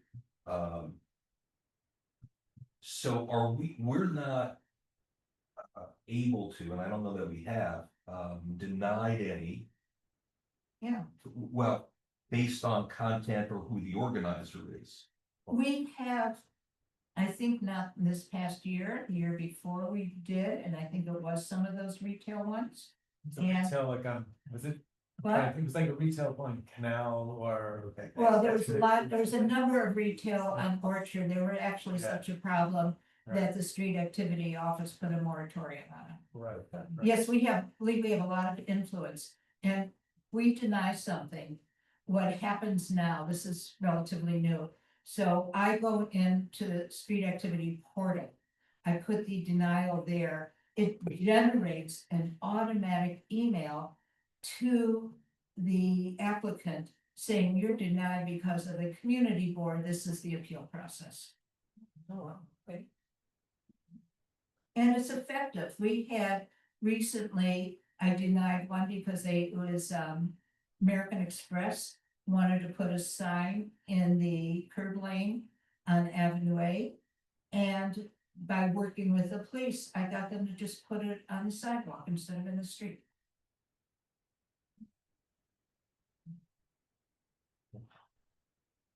I mean, it makes some sense to me when Susan and I kind of thought about this and just, again, I think, and again, Susan shared like certain things with me, like this would be one of them that I would see, you know, if there's anything, again, it's just two eyes on it. Not that it, you know, everything that's going on in the community by any means. But I know that like there are some other things too that by charter, you know, like some things have to be notified to the community board. And it's like, all right, these are, some of it's a little bit silly and administrative. And so I think this falls under there as well. And especially because we already have our guidelines of block parties, not being commercial, not for commercial reasons. It's like all those guidelines that we have on our website. I deny quite a few things because of our guidelines. For instance, anything that disrupts public transportation.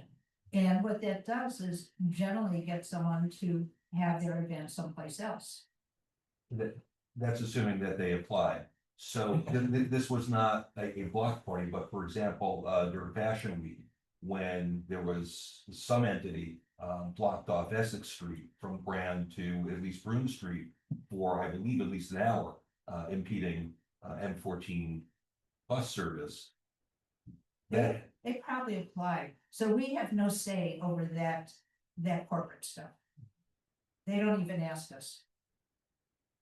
That's corporate, it's not like the retail business, it's a corporate thing, and they apply to sample.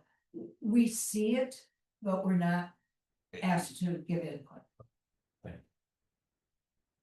I mean, the only thing I would say, a little devil's advocate here, is that I've never, in the past 2 years, I've never felt the burden of this approval process on us. It sounds like we're trying to ease the process maybe for the people applying, And for Which and for the office. but, enter the office, but, I mean, it's not like we're getting 20 a month kind of thing. That's because they're all being done administratively now because they're reoccurring. Okay. And there's a true, so I'm saying. So why would we change from what we're currently doing? Maybe I'm not understanding what the. So I'm just adding. Because we're basically also ceding a little bit of our committee's power, right, to have discussion on these things. Well, And that's you're kinda why, making that's you why- two guys are using your discretion to kind of make the decision, which I'm not saying is wrong, I wanna make sure we're all understanding what we're saying here. that's why I'm asking only for extremely low impact. I deal with all the complaints, so I'm very aware and don't want anything. I use the guidelines from this committee a lot. So that, like I say, you know, there are a number of things that are denied because of the guidelines. I think it's a benefit to the applicant because instead of coming here, hearing it's denied and then starting over, they get to do it right away. I'm talking only about very low impact. For the credit union, I think it would be a real burden on them. They're certainly a benefit to the community. So, I know you kind of loosely said what you deem to be low impact, but maybe it's something that we wanna write out what low impact is, or something like that, maybe adding it to the guidance that we have, like approving this and defining what low impact is. You know, we don't have to get, super definitive, but just like some with, not needing a music permit, not obstructing traffic, like whatever it is. Just so that we can all feel confident, like, okay, this, when you're not here anymore, because there will be a day that you move on, like making sure that. Not gonna be 100 years long. Yeah, like just ensuring that these practices are in place. I 100% agree. I think everything should be documented. We don't have to do it now. We can come back, with something right now. but to Sean's point, so our guidance as to what is low impact, that's before the fact. So it can be assumed that this is going to be a low impact event, and then suddenly you have 3,000 people participating, bringing in whatever bands or other things that are disruptive. It was administratively approved. Would that information have come out if it came before us or not? So I see your point. I'm just wondering whether or not we're going to have any new information that Susan's not going to have access to. I have access to 100% of the information. It's on the portal. I'm gonna give an example. This didn't parades don't come before the committee. But we just had the Halloween dog parade. I can't tell you how many hours I spent on that. It wasn't approving or not approving. It was working with them so that it would have less impact, so that it would be safer. It wasn't a question of approve or not approve. The 3,000 people you're talking about, I see that stuff. I'm gonna say that's my job to know that. And I go on the portal, and the minute I see this sneaker drop and things like that, along with the police who also work with the community board, and they know these establishments. So there are many meetings with SAPO about exactly what you're talking about. And that's why you're seeing much less of them now than you used to. Thank you. No, yeah, I think your point is taken of just like, if we're gonna do this, giving you just a little bit of guidance, and I think that's reasonable, just to kind of make it so it is clear and that there's no, confusion in what's being approved, what's not being approved, and that makes a lot of sense. I mean, like, what made me think about it was that it was a few months ago when that gentleman came here to this in person, but at Eldridge Street block party, and I was like, this is such a waste of time for this poor gentleman. And then the full board having to do it, and like, it just seemed ridiculous, which is kind of this conversation, but to your point, I think it does make some sense, just put a little guardrails in there. When this committee is different, this matter is different, right, all these things are in place. I I'm good for that. totally support documenting as much as you can. All right, so Susan and I can work on that, and we'll just bring it back here, next few months. All right, so the next one is, kind of segue right in there, planning for term limits. You have, I told you, I said I would have it, but I don't. What is it we're doing? this is not Planning for term. this is how the community board's gonna function when it's more documentation. How the board is gonna function when all of the people who have been here a while and know what they're doing are no longer gonna be here. When that institutional knowledge is. Exactly, and it's about that, and May actually created a timeline I'm gonna bring it up, I just. for, for her committee. That was so good. I asked her if I could share it with you. Sure. Cause we're about to go through a big. It's transition. 27 will be the first one, but it's gonna be, that first year is gonna be hard. What you mean, what's happening 27? The term limits are kicking into effect, so in 2027, we're gonna lose like a third of the board or something like that, right, to term limits. And the people we're gonna lose first are the people who have been here the longest or know the most. And that's this term limit is new. I heard something in the grapevines or something, but I didn't really. It was approved a few years ago, but it's starting to kick into effect. So now as of 27, term limits will be in effect. Yes, So like, you know, how Herman's been on, Herman's gonna be gone. because he's been on for way too long. He's been That on makes me laugh. a long time. It's not been. No, not too long, but he's been on, a very, I'm sorry, he's like, every time, when I He's came here, he was like. What is it, 8 years now? He's like the Term OG. limit? He's our community historian. Yeah, he's been, but. It's an 8-year term limit, but you can return. You can return after you take a term off. You can return. But Yeah, and you can also be a public member, right? yes, you can be a public member. The problem with coming back is that those slots are gonna be taken. You don't know that there's not gonna be vacancies for all the people to come back. But a lot of these like legacy members who want to keep that institutional knowledge, they can stay on as public members, so it's not Yeah, like well, they're. I've been already talking to Trevor about that. He won't do it. Yeah. Yeah, so what is the term limits? Part of the spirit is to make sure that there's new blood every few years, right? I mean, there's some board, I think our board is less, deals with this, as some boards where it's a very small group that's been on the board, holding it down and kind of gatekeeping for decades. That's not really the nature of CB3, but that's how it is in a lot of community boards. And so the goal here is to ensure that new people are getting on, there's a rotation, new people into leadership.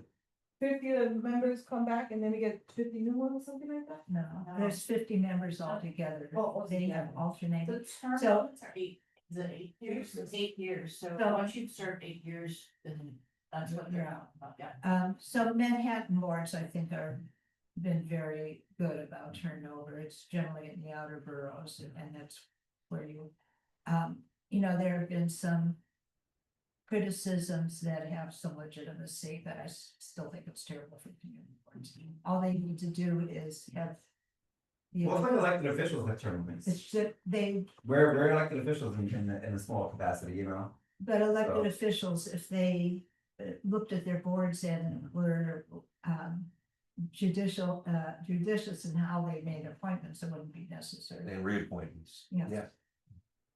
We have a party for the people that have been here for so long. Maybe it's part of the plan that this was supposed to pull up. I was trying to come back to you, bro. I'm totally feeling you. You guys are doing such a great job talking and like, You were filling in. filling in and the failure, I can't find it. It's like, this is. You know, I did hear this, something about 'cause I had it here. a few of our that's what I members meant being to do. told the Should I try and entire city resend it and to you? no- Well, I can bring up, I mean, your. You wanna get my email here? Doesn't kick in until. You wanna read all the gossip? It's a little bit. You wanna read all the gossip? You do. And Bonner sent it to you. I know there's someone in the thing, Ron. So part of this period of this plan, right, is like we're trying to prepare for the turnover. And make sure a lot of the institutional knowledge is not lost. Yeah. Yeah, I mean, like to the point of this is like, it's also some of the things that are like recurring, like today, like open streets, like when do you listen to DOT come as about the streets and then all through the process. It's like, that area. I said like, and. So to your point, Sean, it's all about documenting everything.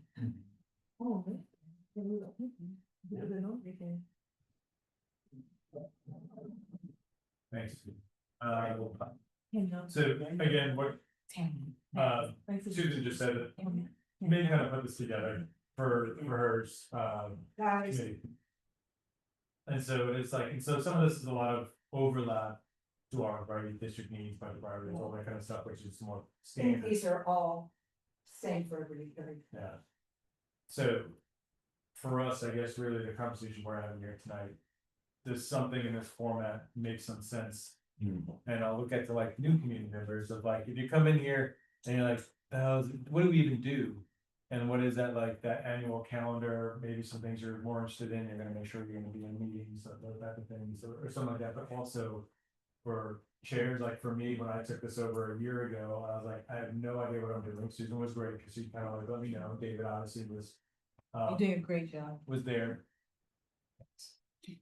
Some days I don't feel like it. But, you know, that, I think this would be helpful even for incoming chairs, just to understand like what, just the kind of the annual system of how it goes.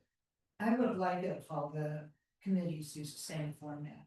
I think that'd be very Yeah. helpful. You could add, like I mentioned, I think for April to add, review new open street applications, right?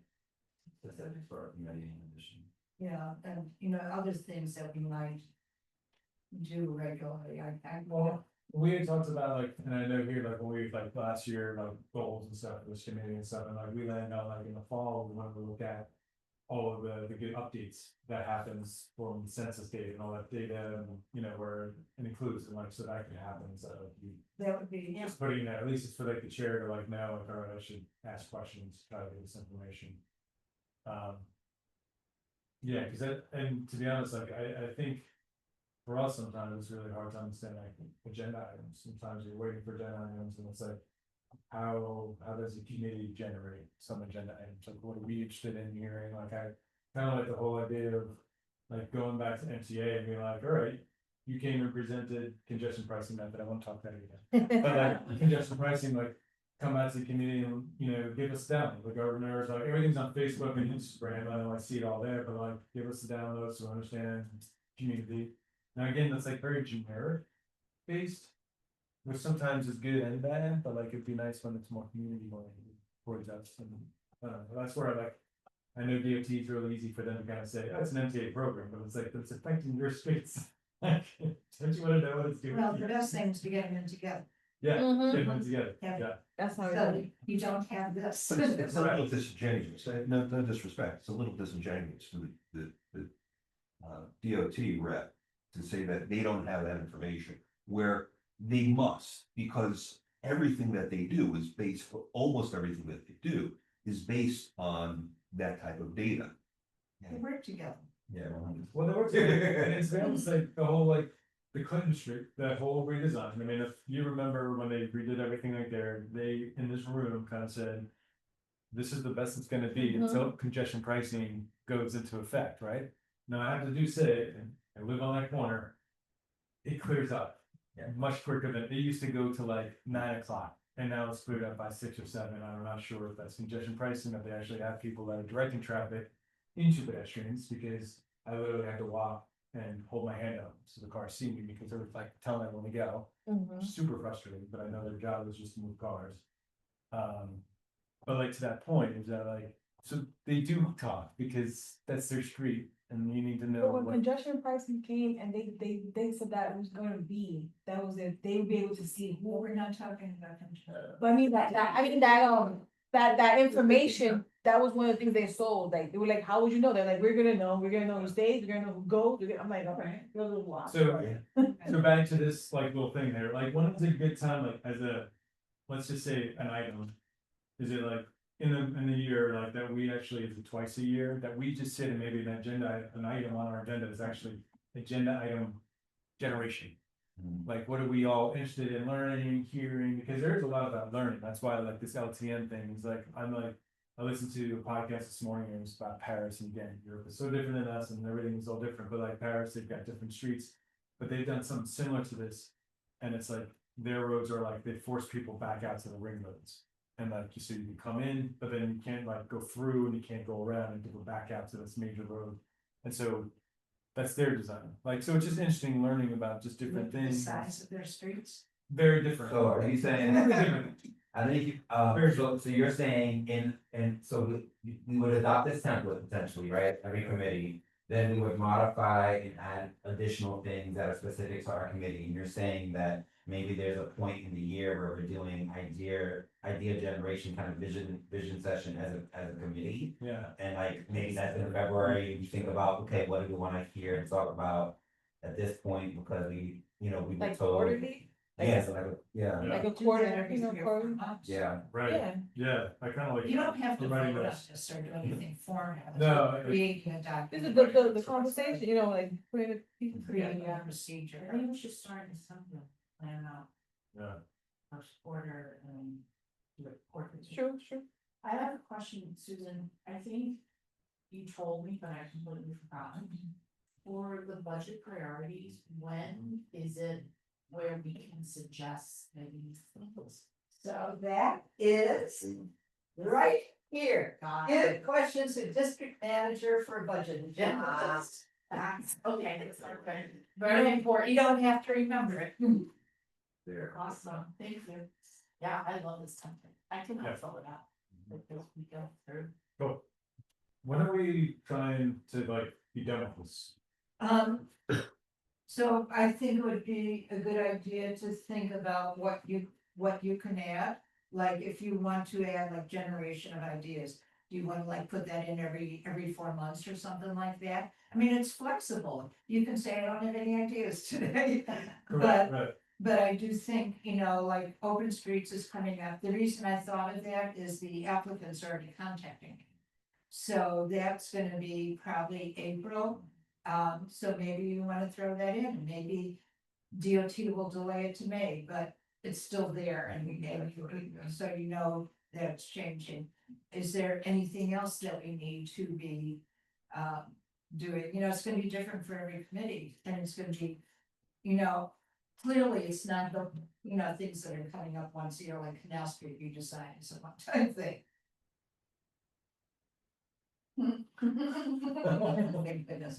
That's obvious.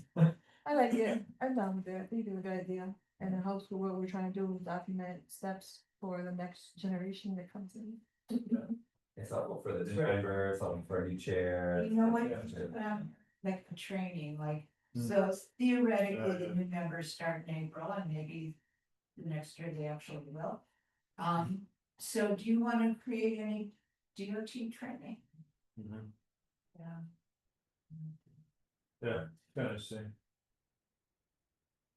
Do you want to at least, so say the Or even- new members, generally, the new members say if they're appointed April 1st, we would want them to visit committees in April, choose the committee in May.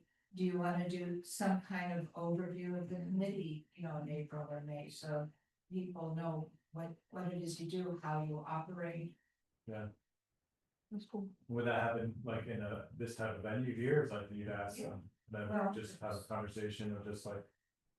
I mean, it can be, you know, if the board isn't doing, you know, the board will do some training, but, you know, you can do what you want for your committee. Man, if the chair was to do like a 15-minute orientation once a year or twice a year on what the committee does, would benefit the members and also the community. Right, because a lot of people are like, oh, okay, this is how it works, this is when I can speak, when I can't speak, when I have to fill out a form. This is how agenda items are made, I think would be really good for the civic engagement. Is So, that something that we could turn into, small videos for the website? so it's just like You everything. could do that too. You know, in person is always best, but as people do come and look for more information on what the community board is and what these committees mean, I think hearing it from one, you know, like from, it kind of be more impactful. Successes you've had. Yeah. I always think, you know, it's always good to say, these are successes, this is where we have input, like. How You much guys you are so learned. surprised when I tell you about how if we disapprove a sample event. You know, where we have weight, where we don't have weight, successes, differences or changes we've made. I like that idea. Yeah, no, I think that's great. I'm so ambitious for your committee to do all. All right, so we're looking to start this March Well, they're gonna work on it, right? They're gonna work on drafting up. for December, Yeah. and then you're gonna, and You then we get, decided. Oh, okay. you're gonna do something for December, and then from December, we agree when our follow-up quarterly meeting would be for this? Well, I think we can probably put this on, I think this is gonna be, so this is for the community board, right, so. We just, all the chairs have to agree that this is the right format, right, which I think we sounds should bring like, that up, just bring it up at exact. exactly, which is what, next week? Yeah. We get like a little stamp, like this is it, and then, yeah, so we'll work on it. and It's Nancy's- also a living document, so Yeah. as Yeah. we go through, I. Just keep adding. Absolutely. Yeah, And the exec committee is doing this on a board document, also board timeline also, yeah, so is there which we've actually started years ago, it's on the website. so document sharing, like saying it's a live document, like, does this live? Like, and again, I guess it's from the technical standpoint, like. Can you make a document and then that lives on the servers here and you share it, and then a whole document? No, Google so- Drive, like, do I just set up a Google Drive, the Community Board 3 on my personal and just keep it there? So I would suggest that you don't wanna do that, Yeah, because people are gonna be changing and doing things all the time. So everything will live on our website. Websites, as you know, is a New York City website, the top secret, and you just saw the number of stuff. Oh, I I just- do we get in there.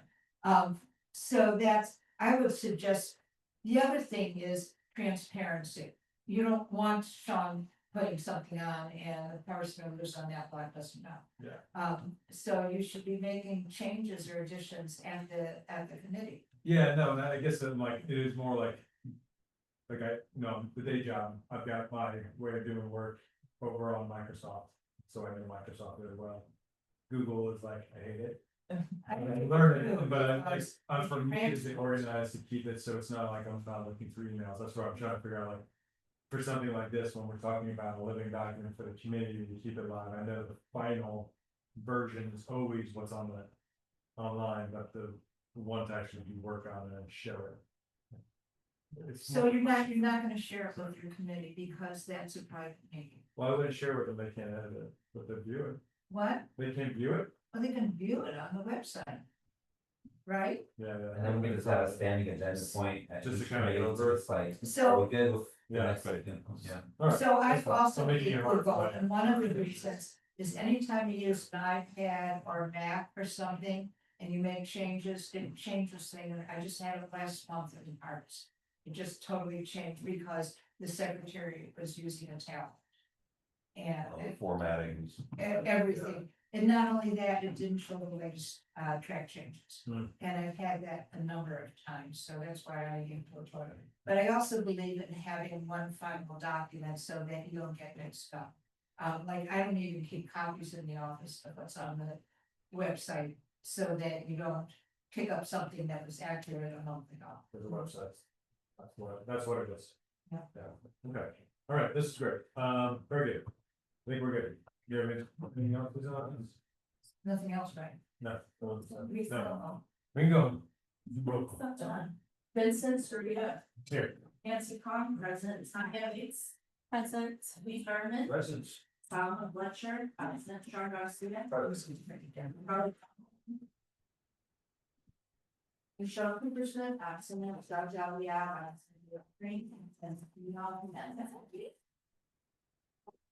Done. Okay, I'm here.